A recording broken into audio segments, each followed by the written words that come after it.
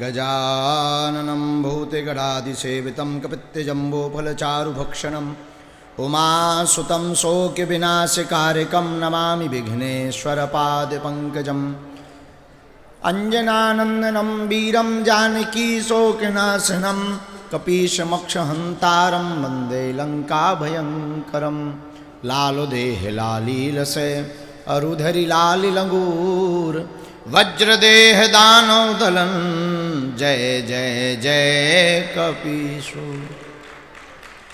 माता मेरी राधिका पिता मेरो घनश्याम इंदो उनके श्री चरणन को बारंबार प्रणाम। सियावल रामचंद्र की युगल सरकार की गौ माता की सब संतन की प्रिया कांतजू महाराज की बागेश्वर धाम की आज की सनातन संत सभा की पड़पड़गंज के पागलों की दिल्ली के पागलों की जो आ गए उनकी जो प्रशासन के कारण नहीं आ पाए उनकी भी और जो आएंगे फिर कभी कृष्ण लला के लिए उनकी भी।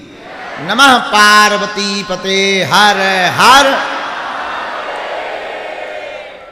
आज हमारा सौभाग्य है, सौभाग्य के पहले परम सौभाग्य बता दें कि हम बागेश्वर से नहीं आए,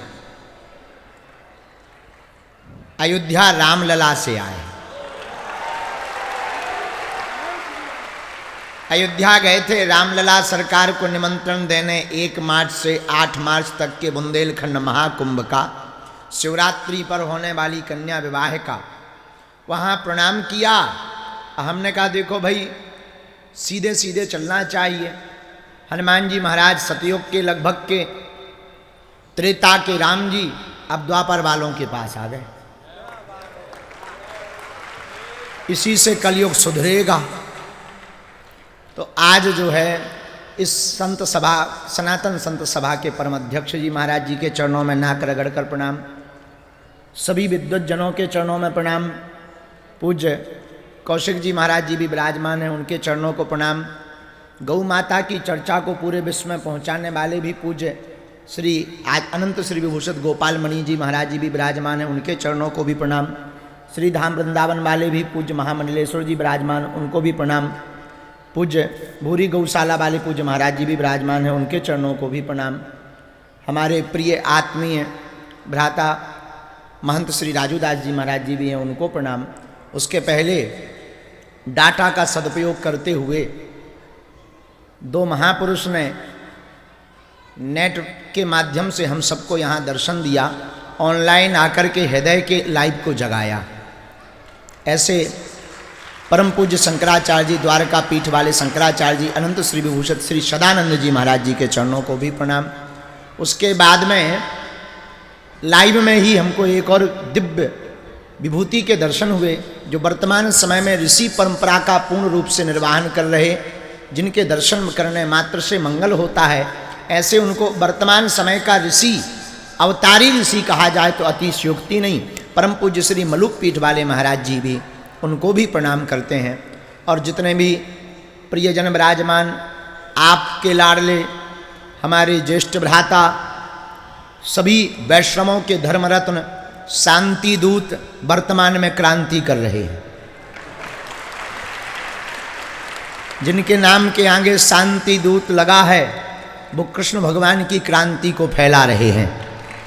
ऐसे हमारे प्रिय पूज्य श्री ज्येष्ठ भ्राता, अब वो भले ही हमें भैया ना कहें, वो बात अलग है, पर हम अपना नाता जब तक मरेंगे नहीं छोड़ेंगे ना हम तेरा साथ, भ्राता मरते दम तक। हमारे पूज्य ज्येष्ठ भ्राता श्री को भी प्रणाम। इनके कारण ही हमको जो है आ जाने का सौभाग्य मिला। आप सभी वैष्णव को श्री सीताराम। अब ज़्यादा भूमिका बनाने की ज़रूरत नहीं। भूमिका हमने इसलिए बनाई कि जो हमें बोलना था वो पहले ही बोला जा चुका। अब बचा ही क्या, एक ही बात बची है, वो हम बोल देते हैं। बातें बहुत होती हैं, मंचों पर खूब तालियां पिटती हैं, तुम लोग भी खूब फोटोबाजी करके जिंदाबाद जिंदाबाद, हम तुम्हारे साथ हैं, तुम संघर्ष करो। इससे काम नहीं चलेगा। कुशल है पुराने ज़माने में जब अंग्रेज थे भारत में, व्हाट्सअप नहीं था। अगर मोबाइल होता तो उस वक्त भी मैसेज भेजे जाते, यह मैसेज 11 लोगों को फॉरवर्ड करो, अंग्रेज भारत छोड़कर भाग जाएंगे। वो तो महानता थी कि उस वक्त मोबाइल नहीं था और क्रांतिकारी लोग उस भारत में भारत माता के लाल सपूत भय चंद्रशेखर आजाद, सुभाष चंद्र बोस, इन्होंने अपने प्राणों की आहुति को देकर के हमारे भारत को स्वतंत्र करा दिया। 500 वर्षों में रामलला जी आ गए। अब कृष्ण भगवान, देखो ये ठाकुर जी की लीला है, ठाकुर जी ने अपने ही नाम से चुना है कि कौन हमें लाएगा। जो उनका नाम है उन्होंने उन्हीं को आगे किया है कि आप ही हमें ला सकते हो। तो मोबाइल बाजी, प्रवचन, ऐसे मंच पकड़ के बढ़िया खाओ पियो, लड्डू पूरी रसगुल्ला पाओ, दोनों मुट्ठी बांध करके जिंदाबाद जिंदाबाद करो, चले जाओ। हमें लगता है ऐसे 500-1000 साल तो लग जाएंगे, तब ही कृष्ण लला आ पाएंगे, ये तय है। और पर्ची की आवश्यकता ही नहीं, वो तो दिख ही रहा है। अगर कृष्ण लला को लाना है तो हिंदुओं को जगाना है, हिंदुओं को जगाना पड़ेगा। श्रीधाम वृंदावन मथुरा में बुलाना पड़ेगा, सरकार को भी साथ देना पड़ेगा, दे रही है। और जिस प्रकार से वर्तमान में कानून व्यवस्था अपने ढंग से कार्य कर रही है, हमें भरोसा है जैसे रामलला के लिए उन्होंने न्याय दिया, सत्य और यथार्थ कृष्ण जन्मभूमि है, उसका शीघ्र न्याय हो जाए। छोटे से बच्चा हैं हमारे ठाकुर जी, ज़्यादा देर तक वो वहाँ रह नहीं पाएंगे, बहुत दिन हो गए। अब जल्दी से जल्दी न्याय हो जाना चाहिए, जल्दी से जल्दी भव्य और दिव्य मंदिर बन जाना चाहिए। आज की सनातन संत सभा में जो सूत्र और सिद्धांत और उद्देश्य प्रेरणा स्रोत के रूप में, मार्गदर्शक के रूप में, इस संत सभा के आयोजन के संरक्षक के रूप में भूमिका निभाने वाले प्रिय पूज्य श्री ठाकुर जी ज्येष्ठ भ्राता श्री ने जो 5 बिंदु दिए, उनमें एक बिंदु बड़ा प्रमुख है। वह बिंदु है ईश निंदा पर कानून लागू हो। रामचरितमानस को जलाया जा रहा, मंदिरों को पाखंडी और मंदिरों को केवल ऐसा ही बताया जा रहा, संतों को पाखंडी बतलाया जा रहा, आचार्यों को जबरदस्ती जेल में डलवाया जा रहा, गौ माता को दर दर घुमाया जा रहा, बहन बेटियों को काट काट करके फ्रिज में ढलवाया जा रहा। और हम लोग कहते हैं रामराज आ गया। देखो रामराज, कितना अद्भुत रामराज आ गया। हमारी प्रार्थना यही है, सरकार के पास हमारी पहुंच तो नहीं है, लेकिन भारत के सनातनीय हिंदू अपने वोट का महत्व समझें। स्वामी विवेकानंद ने कहा था, उठो और जागो। हम तुमको पुनरावृत्ति करके कहते हैं, तुम भी उठो जागो। वोट देने में कोई बुराई नहीं है, वोट दो, लेकिन उसके पहले जागो, अपना अधिकार मांगो, कृष्ण लला को मांगो, इस निंदा पर कानून मांगो, इसके बाद वोट दो। ये काम हमारा नहीं है, तुम्हारा है। हम तो कर रहे हैं, हमारा जो हनुमान जी ने काम दिया जगाना है, जगा रहे, जो कर्तव्य है वो कर्तव्य भी कर रहे। और द्वितीय बात, हम केवल कह नहीं रहे, कर रहे। 1 मार्च से 8 मार्च में जो कन्या विवाह है, 8 मार्च को 151 ऐसी बेटियां निराश्रित हैं जिनके माँ बाप नहीं है, परिवार नहीं है। एक बेटी तो ऐसी है जो 3 बहनें हैं, माँ बाप बचपन में मर गए, बड़ी बहन मजदूरी करके दोनों बहनों को पालती है। हमारे जीवन में हमारे गुरुदेव ने संकल्प दिया था कि मंदिर की दान पेटी से गरीब बेटियों का विवाह करवाना। हम कहना ये चाह रहे, इस उद्देश्य को करके हम प्रचार करने नहीं आए हैं कि बताने आए हैं कि तुम आ जाना, ना ना ना, ये नहीं कह रहे तुम आ जाना, तुम जहां हो वहीं रहना, आ मत जाना, 2 पूड़ी एक्स्ट्रा लगेंगी हमें।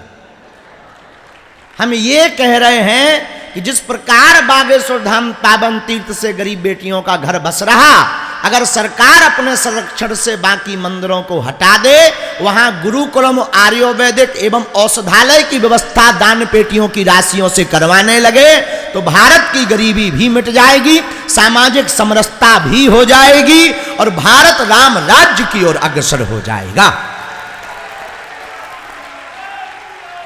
इससे बढ़िया उपाय कुछ भी नहीं है। लेकिन बात यह है कि हम लोग इतने कमजोर आदमी हैं कि सुनते बहुत हैं। हमसे पहले भी कई बाबाओं को आप सुन चुके, महात्माओं को, महापुरुषों को सुन चुके, बड़े बड़े संतों को सुन चुके, अब हमको भी सुन रहे।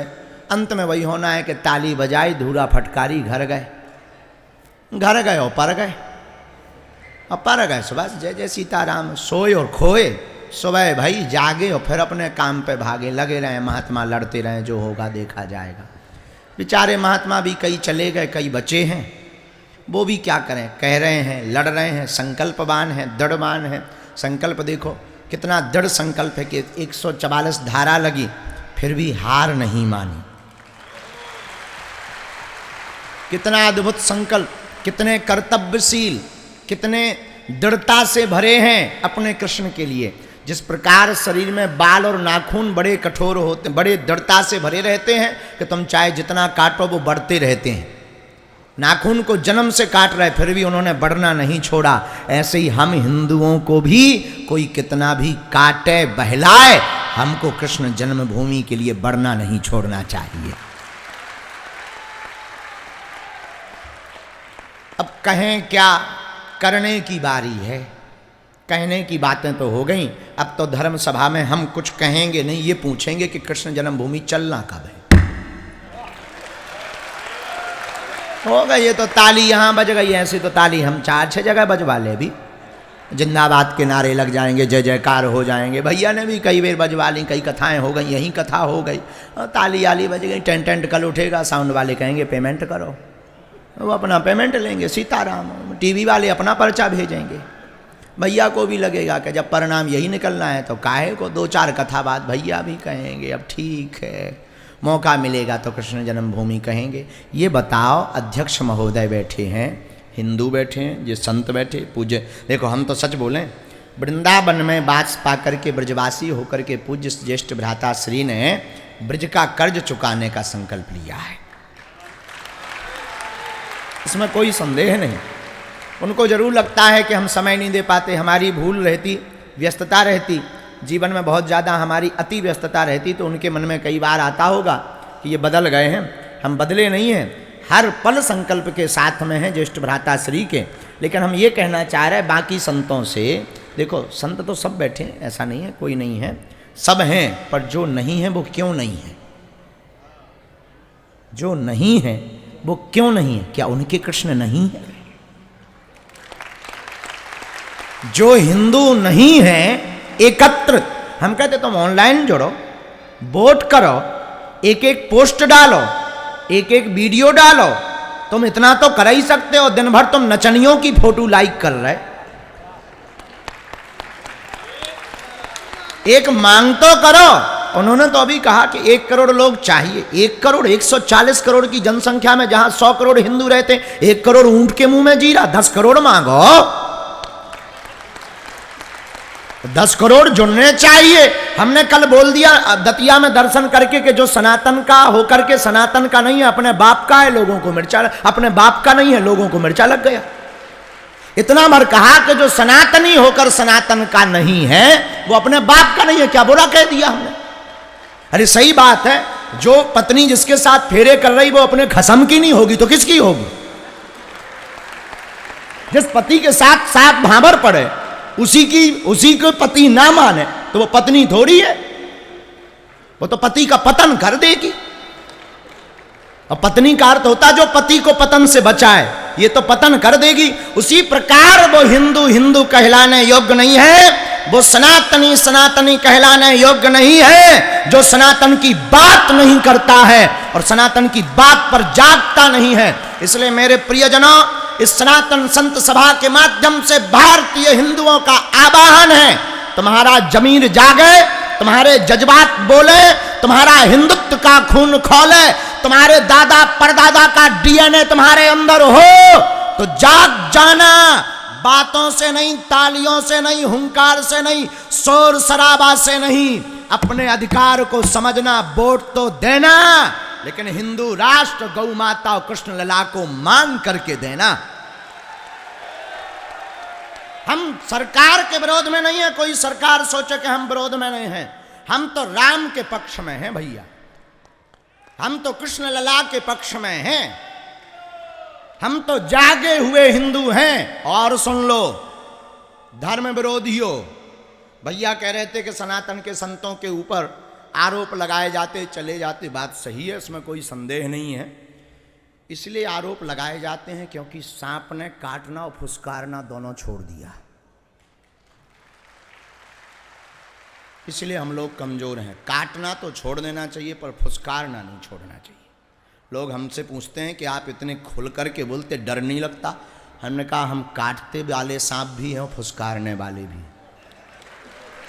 मौका देखते हैं कहाँ फुसकारना है कहाँ काटना है। तो बोले कभी कुचल जाओगे, एक आदमी ने कहा कभी कुचल जाओगे। हम कहा कुचले तो बहुत हैं, बहुत कुचल करके चले गए, हम भी अगर कुचल कर जाएंगे तो बलिदान हो करके जाएंगे। इसीलिए मेरे प्रियजनों, हुआ धर्म पर घात तो मैं प्रतिघात करूंगा। अगर हुआ मेरे धर्म पर घात तो मैं प्रतिघात करूंगा, क्योंकि मैं हिंदू हूं, हिंदुत्व की बात करूंगा। क्योंकि मैं हिंदू हूं, सिर्फ हिंदुत्व की बात करूंगा। अगर उंगली उठाई तुमने, अगर उंगली उठाई तुमने तो उठने नहीं दूंगा। मैं झुक जाऊं पर सनातन झुकने नहीं दूंगा। हम भले ही झुक जाएं पर सनातन नहीं झुकने। मेरे प्रियजनों, ज़्यादा नहीं कहेंगे, आप लोग सुन सुन के बड़ा बोर हो गए।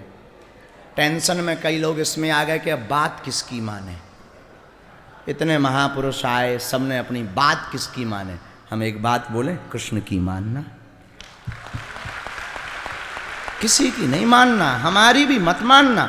हम तो तुम्हें जगाने आए हैं, तुम्हारा अंदर का जमीर जागे तो जग जाना, ना जागे तो भाग जाना। तुम्हारे भीतर का जज्बात बोले तो जाग जाना, भीतर का सनातनी बोले तो जाग जाना, तुम्हारे दादा परदादाओं का डीएनए बोले तो जाग जाना, वरना मत जागना। हमारा क्या खाक बिगड़ेगा और तुम्हारा भी कुछ नहीं बिगड़ेगा। बस जैसे कश्मीरी पंडितों के साथ हुआ तुम्हारे साथ होगा, जैसे साक्षी बिटिया के साथ हुआ तुम्हारी बहन बेटी के साथ होगा, जैसे रामचरितमानस फाड़ी गई तुम्हारी भी प्रतियां और तुम्हारे भी पूर्वजों के नाम फाड़े जाएंगे, जैसे मंदिरों में प्रवेश पर रोक एक समय पर लगी थी तुमको भी नहीं मिलेगा। बस इतना ही होगा, इससे ज़्यादा कुछ नहीं होगा। जरूरत पड़ने पर बलात् रूप से तुम्हारी बहन बेटियों के साथ अत्याचार होगा, इससे ज़्यादा नहीं होगा। और जरूरत पड़ने पर वो काफिरों को मारना उनको पसंद है तो तुम्हारे घर का एक आध सदस्य जाएगा, और ज़्यादा कुछ नहीं होगा। तो ये तुम्हें अगर प्रिय हो तो मत जागना, अगर ये प्रिय ना हो तो जाग जाना। और जागने का सिद्धांत सिर्फ इतना है कि देखो, बुरा ना मानना, मीठी मीठी बातें करके प्रशंसा सबको सुनना प्रिय है। ऐसी सरकार, ऐसे धर्मगुरु और ऐसे व्यक्ति के हम तो खिलाफ हैं जिसे सिर्फ प्रशंसा प्रिय है।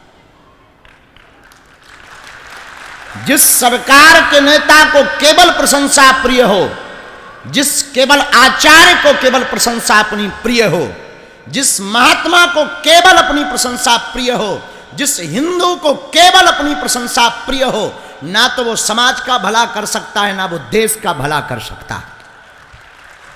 कन्फ्यूशियस का तर्क है, कन्फ्यूशियस अपने तर्क में कहता है कि व्यक्ति वही बड़ा हो सकता है जिसे प्रशंसा और अप्रशंसा, सम्मान और अपमान दोनों प्रिय हों। मेरे पागलों, हम तुम्हारा अपमान करने नहीं आए हैं, ये बात बोल करके, बहन बेटियों की बात बोल करके हम तुम्हें जगाने आए हैं। माताएं भी कम नहीं।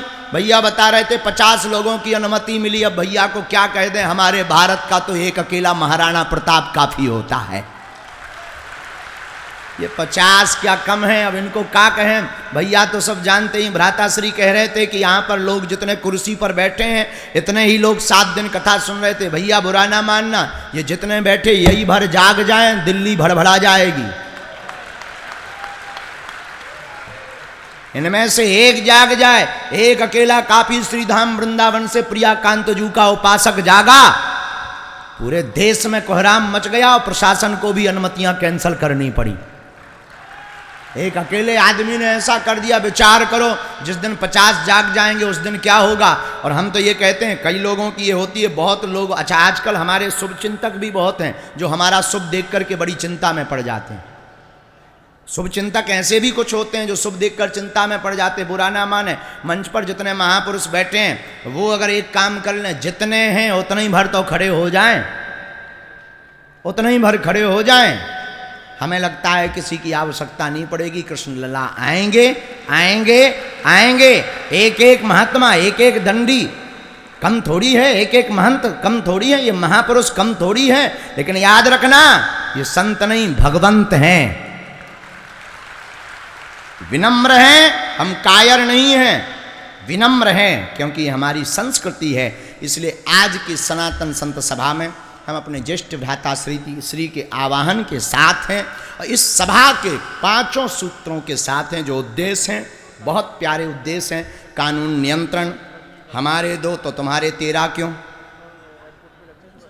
जनसंख्या, हाँ क्षमा करो, जनसंख्या नियंत्रण कानून के हम साथ हैं, बहुत अच्छी बात है। हमारे 2 तुम्हारी भी 2 होने चाहिए। तुम क्रिकेट टीम लेकर क्यों आते, पूरे 11 और 13 क्यों है? क्रिकेट टीम में तो 11 ही होते, उनके तो 13 ही 13 होते हैं। कोई पेंचकस पकड़े, कोई प्लास पकड़े, कोई कटिंग पकड़े, कोई बैंड बाजे पकड़े, उन्हें कोई दिक्कत नहीं है। कोई दिक्कत नहीं, होना चाहिए जिसकी जितनी क्षमता हो।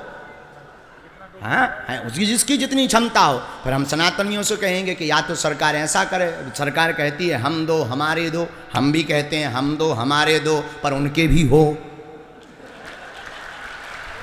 उनके भी 2 हों। अब उनके 13 हों, हमारे 2 हों, फिर तो लफड़ा हो गया। लफड़ा ये हो गया कि अब एक आर्मी में चला जाएगा तो सनातन के लिए फेंटा क्यों बांध देगा। हम तो आज एक और नया करेंगे, जब तक ये कानून, जनसंख्या नियंत्रण कानून आ गया संसद में, अभी तो नहीं आया, जब तक नहीं आया तब तक 4। पूछो क्यों? 2 घर के लिए, 1 सनातन के लिए और 1 भारतीय आर्मी सेना के लिए। सब अपने अपने। हमने एक व्यक्ति, बुरा नहीं मानना, हमारे एक मित्र भी हैं, हमने एक अली मौला साहब को पूछा कि तुम्हारे 13 क्यों होते हैं। बोले सब अपने अपने भाग का खाते हैं, हमें टेंशन ही नहीं है। हमने कहा बहुत अच्छी बात है, इसलिए हम तुमसे कहते हैं कि 4 तो कम से कम ले आओ, अपने अपने भाग का खाएंगे, तुम्हें क्या दिक्कत है। लेकिन इससे किसी को बुरा ना लगे, पर जनसंख्या नियंत्रण कानून आ जावे, बहुत जल्दी आवे। हम 2 हमारे 2, हम इसी में, अभी हमारी तो शादी हुई नहीं है, कालांतर में होगी तो हम इस कानून को बिल्कुल मानेंगे, इसमें कोई संदेह नहीं है। लेकिन जब तक कानून नहीं आया है, आप लोगों से प्रार्थना है उनके 13 हों तो तुम्हारे 4 हों। 1 भारतीय आर्मी के लिए, 1 जिनके 4 हों वो कल ही समर्पित कर दो सनातन के लिए। हम तो जब पिछली बार मुंबई गए थे, हमारी माताजी ने कहा जा रहे, न्यूज़ चल रही है, बम फेंक दिया जाएगा। हमने कहा तुम्हारे बेटा कितने? बोले 2 हैं। हमने कहा तो माताजी अब आप कृपा करो, बड़ा वाला समझ लेना सीताराम है। माताएं तो रोने लगती हैं तुरंत, बड़ा कमज़ोर दिल होता है, माँ की ममता अद्भुत होती है। तब हमने उनको यही कहा, माँ हम जाएंगे तो इसमें कोई संदेह नहीं, मरना सबको है, एक दिन तो मरना ही है, लेकिन जिस दिन भी जाएंगे तो मैं अपनी गोद पर गुमान होगा। ये बड़ा अच्छा संकल्प पूज्य महाराज जी का, जनसंख्या नियंत्रण कानून वाला। तीसरा एक और बहुत अद्भुत, वेब सीरीज के लिए पूज्य महाराज जी ने संकल्प लिया। 5 पर हम 1-1 मिनट का प्रकाश डाल दें, जल्दी ना हो। पूज्य महाराज जी ने कहा कि वेब सीरीज बहुत सही है, चित्रगंधे प्रदर्शित करके हमारे युवाओं को बहकाया जाता है, इस पर भी बहुत अच्छा कानून बनना चाहिए। और धर्माध्यक्ष जी से निवेदन है कि आप जो आज अनुमति दें वो सभी संत माने, यही नाक रगड़ कर सब संतों के चरणों में प्रार्थना है। आप कम नहीं हो, 1-1 महात्मा 100-100 500 पे भारी है, ये महात्मा ही चलें। और हम तो यही पूछेंगे अध्यक्ष महोदय से कि अगली बार मथुरा में आना कहाँ है, एड्रेस चाहिए हमको। हो तो आगे का एड्रेस या तो अध्यक्ष जी बताएंगे, या इस आयोजन के संरक्षक जी, या हमारे एक और भ्राता श्री उद्घोषक महोदय हमको बताएंगे कि आना कहाँ है, तो वो भी बोलेंगे। तो जहाँ हमको आना हो आगे का बताया जाए, ताकि दिल्ली वाले तैयारी करना चाह रहे हैं, बोलो देख तो दिन भर होगा, सब स्थिति ठीक ही है। चाह रहे हो 2-4 दिन के लिए घर छोड़ पाओगे? हैं? सही में कि गलत में? बड़ा मुश्किल है, लेकिन तुम लोगों को कहना सरल है, करना बड़ा कठिन है। 3 घंटे में ही तो तुम लोगों को लग रहा कब पूरा हो जाए, हैं? बताओ तो। बहुत ज़रूरी है। और हम सनातन संत सभा के सभी संतों को प्रणाम कर अब ज़्यादा समय नहीं खाएंगे, क्योंकि जिस प्रकार शुगर वाले को रसगुल्ला खाने की छूट मिल जाए तो वो रसगुल्ला नहीं छोड़ता, वैसे ही वक्ताओं को माइक छोड़ने में दिक्कत होती है। इसलिए हम ज़्यादा माइक समय नहीं लेंगे। आप सबको प्रणाम करते हुए, हम पहले कहते थे राम लला हम आएंगे, अब तो बनेंगे, अब क्या जाओगे। अब हम ये कह रहे हैं कृष्ण लला हम आएंगे, माखन मिश्री खिलाएंगे। इसी के साथ अपनी वाणी को विराम। एक बात और, अभी तो हम बुंदेलखंड के महाकुंभ में फंसे 1 मार्च से 8 मार्च तक, हम भी बहुत जल्दी मथुरा ठाकुर जी के दर्शन करेंगे। ठीक है? ऐसे नहीं करेंगे, बता के करेंगे, जगा के करेंगे। वो बताएंगे लेकिन करेंगे, तुम लोग भी करने जाना। ठीक है? सभी संतों को प्रणाम, नाक रगड़ का दंडवत। पूज्य भ्राता श्री को जय सिया राम बोलना पड़ेगा और जोर से।